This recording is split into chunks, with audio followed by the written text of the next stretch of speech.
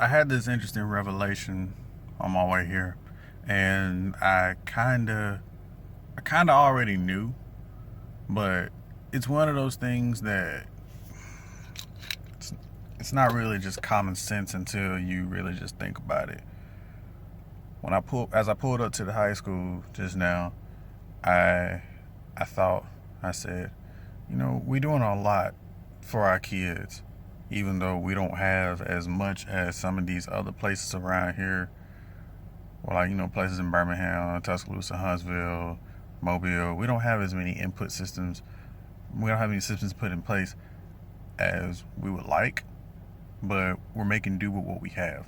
And at first, when I was looking at all these other schools and what they had in place, and when I saw all these other teachers do, it kind of made me think, like, dang, man, I feel like a subpar teacher compared to what all these other teachers are doing. But then I had to remember, comparison is the thief of joy. And so I just was not about to let my joy for teaching be taken by something that was completely out of my hands. So, what's the lesson here, folks? Don't don't beat up on yourself. This is specifically to my educators. Don't beat up on yourself. First and foremost, forgive yourself for what you can't control. And why do I say that? Because at the end of the day, only you can do what you can do. For example, if I know I could only make paper packets to send to my students, that's the best that I could do. If I could message them, be like, hey, you doing all right with my packets? Do you have any questions? That's the most I can do. Sure, I may not be able to do virtual learning classroom right now. I'm in the environment that I'm in. It's not possible at the moment. But me keeping up with these students, me being able to do this much for them, that lets them know that they do have their teacher on their side. So don't hold yourself in grief because you're not able to do what the next teacher does. You don't know what it costs them to be able to do that. You don't know the stress that they go through to be able to get such a program like that off the ground, let alone working and function.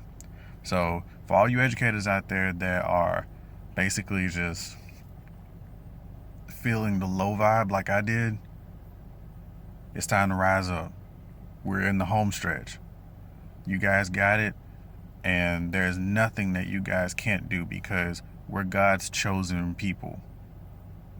He chose us to be able to teach these babies and give them everything that they need to be successful in life. So I'm about to go in here to this meeting. I hate meetings. But God bless. Get fly. I got 6 jobs. I don't get tired. I don't get tired. I don't get tired. I don't get tired. Get it. What's going on, everybody? This is your favorite YouTuber. This is your favorite doctoral student and your favorite teacher, Bertie L. Coleman III, bringing you yet another episode of Road to the Doctorate. Now, in this episode, as you've already seen the title, I'm wanting to talk about forgiveness. Forgiveness is something that a lot of people have little to no concept of, let alone a grasp of it. And I say this because I was one of those people a long time ago who would never forgive anybody. I was like, man, like, you did me wrong, screw you, forget you. You are an enemy to me now until I die. But as you get older, you realize that some things are just not worth holding on to. And honestly, they have a point. I mean, holding on to unforgiveness is kind of bad. I mean, have you seen what unforgiveness does to people? It creates all sorts of diseases, sicknesses, unstable psychologies, you name it, it happens. Now, For those of you out there that are having a hard time forgiving others, I want to go ahead and let you know right now, if you follow whatever faith you follow, forgiving somebody is essential to get to your version of heaven or nirvana or wherever the next transition from earth is.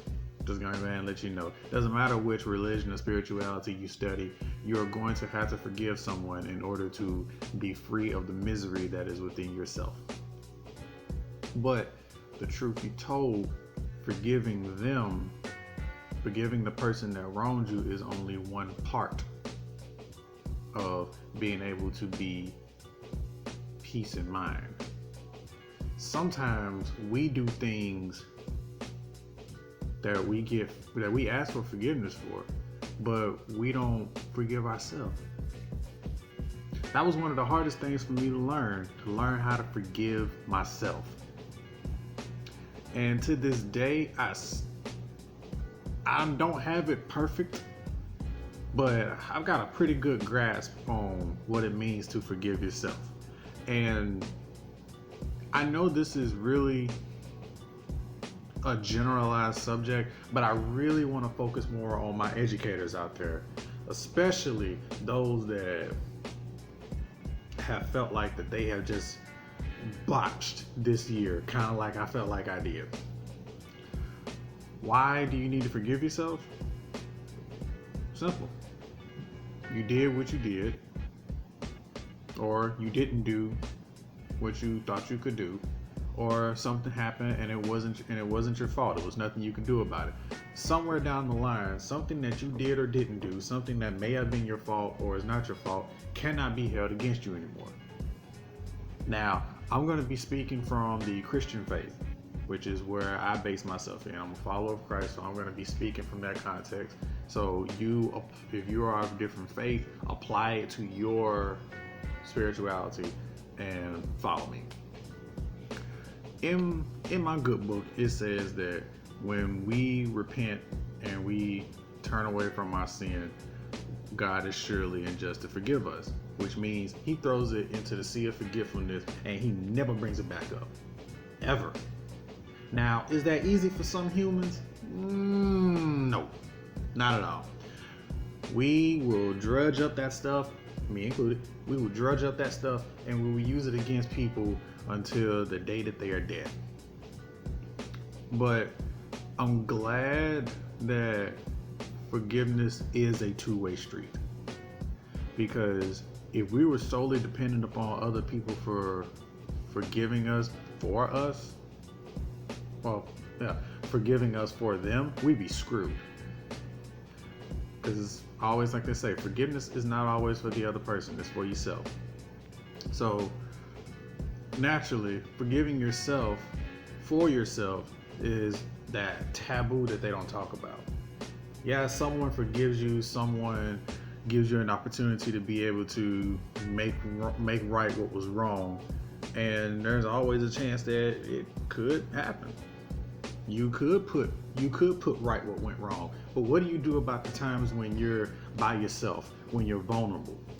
What do you do when it's the dead of night, you're by yourself, or you're in a house full of people and you still feel alone, and you're thinking about that one day that you had in the classroom, that one bad day, that one moment where you found out somebody dear to you, one of your students, got shot, got killed, and there was something that you could have done about it but didn't do, or you tried everything to help that student out but it didn't work.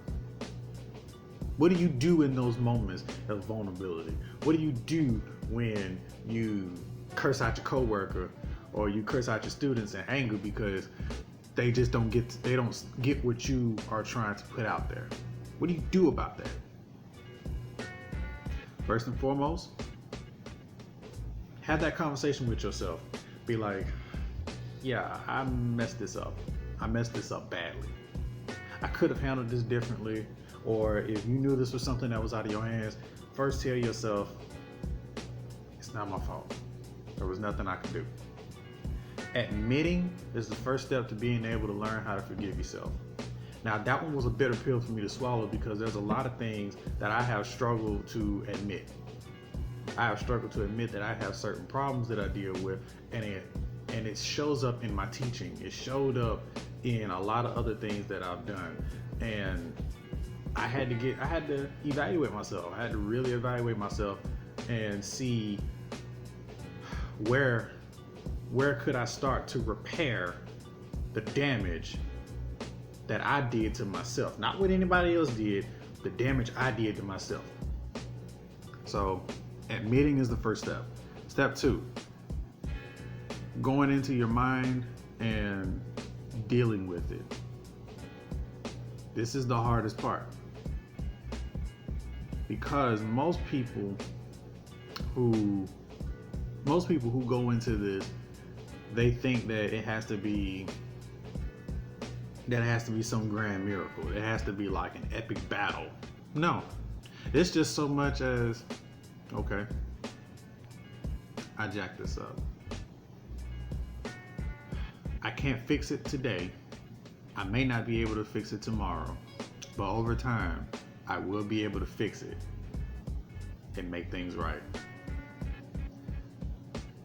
Admitting that you messed up is one thing. Admitting that you are willing to do what it takes to make it right is another. Third thing, you have to tell yourself that you're not perfect, but you are perfect the way that you are. This is basically saying accepting yourself. If you want my personal opinion, this one was the hardest thing for me to deal with, because for 23 years of my life, I had self-esteem issues.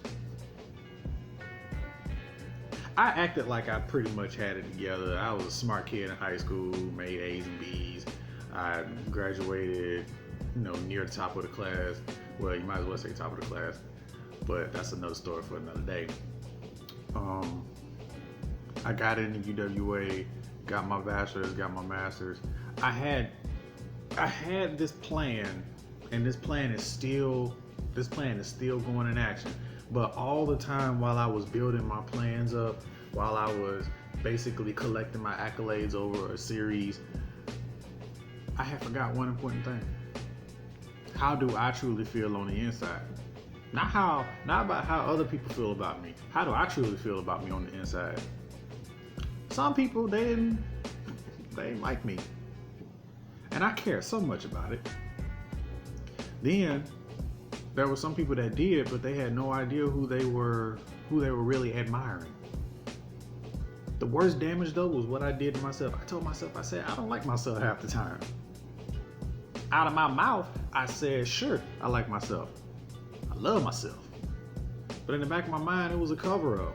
There were a lot of things I didn't like about myself, and I hate that I didn't realize this sooner, because it led to a lot of problems that I dealt with, some that I'm currently dealing with. But at the end of the day, I am who I am. I can't be perfect for anybody but me. And plus, the good book says that we will never achieve perfection on this earth, yet we strive towards it every day.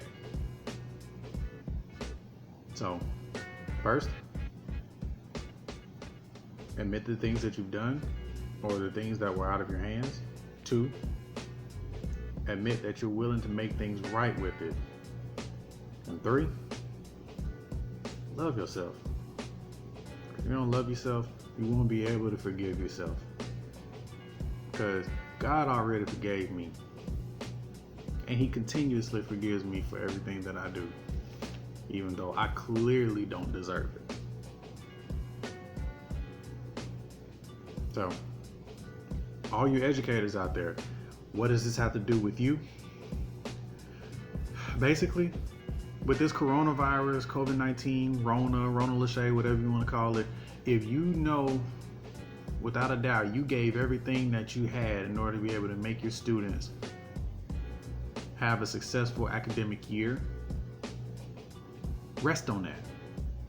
Rest on that. Don't let not a single person who is not in education, or even people in education, don't let a single person tell you that you didn't give it your all. If you knew that you had only this much to work with, then you work with what you got. Let those students know, hey, this is a pandemic. This is not what our usual business is, but we're going to run things like it's normal business. Keep up with them. Keep in touch with them. Because truth be told, your students are your biggest fans. Your students are your biggest fans. I give kudos to my Wilcox Central High students, past, present, and future. Because they're my biggest fans, not just in what I do as far as a teacher, but they're my biggest fans in a lot of things I do. And as much as we fight, as much as we clash and have that friction, I wouldn't trade them. I wouldn't go to another school. I like it there. And that school has taught me how to forgive myself for things that were out of my hands, and how to forgive myself for things that I may have done out of anger or spite or just anything that wasn't in the will of God. That place has taught me that. If you ever get a chance, come to Camden, Alabama and visit Wilcox Central High School. It may not be the top of the line school, but in my opinion, it's one of the best schools to get your learning at as far as how to really be a teacher. That being said, there is a Q&A video that I'm going to be doing really soon. I don't know what order that's going to come in, but if you think of some questions, drop them down below, and subscribe to the channel. Tell your friends about it. Follow me on my social media, which will also be below. And most of all, stay blessed. This is your favorite YouTuber, signing out. God bless.